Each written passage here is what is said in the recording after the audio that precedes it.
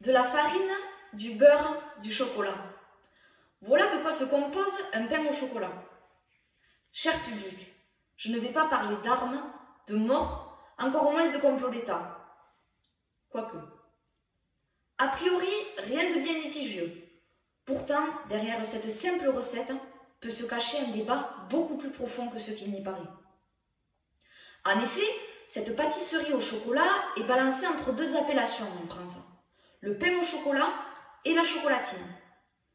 J'ai décidé d'explorer ce débat pour établir une vérité, la vérité.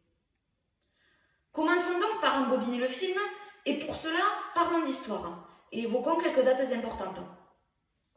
C'est au XIXe siècle que le terme pain au chocolat voit le jour pour désigner des pâtisseries d'inspiration viennoise. En effet, à cette période, les échanges culturels entre l'Autriche et la France sont plutôt forts.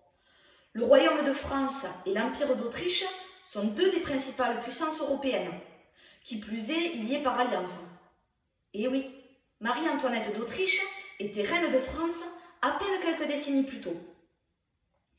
La première boulangerie viennoise est installée en France dans les années 1830, au 92 rue Richelieu, et elle est dirigée par un Autrichien, Auguste Zang.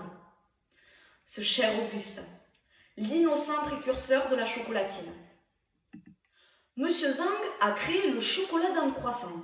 En français, un croissant fourré au chocolat. Vous allez me dire, ça ne nous avance pas beaucoup sur le nom du pain au chocolat, n'est-ce pas? Détrompez-vous. Vous allez voir que ce petit cours d'histoire va prendre tout son sens à la fin de ce discours. Continuons. Je vous vois déjà me dire que le terme le plus utilisé en France est pain au chocolat et que de dire chocolatine n'est pas français. Moi, je vous répondrai que l'une des richesses de la France est son vocabulaire. D'après Clément Chagnon, étudiant en doctorat dans deux laboratoires à Grenoble, chocolatine ne s'utilise que dans le sud-ouest de la France. Mais pourquoi? Existe-t-il une frontière exacte? Est-ce un mot issu d'une langue régionale? Est-ce un mot rapporté? Certains géolinguistes essayent de percer le secret en étudiant l'atlas linguistique. Pour l'instant, aucune réponse a été apportée. Alors moi, cher public, j'ai souhaité rétablir la vérité sur un sujet qui me tenait tant à cœur. J'ai essuyé de nombreux échecs avec l'hypothèse qui veut que le mot chocolatine soit d'origine anglaise, mais elle est historiquement fausse.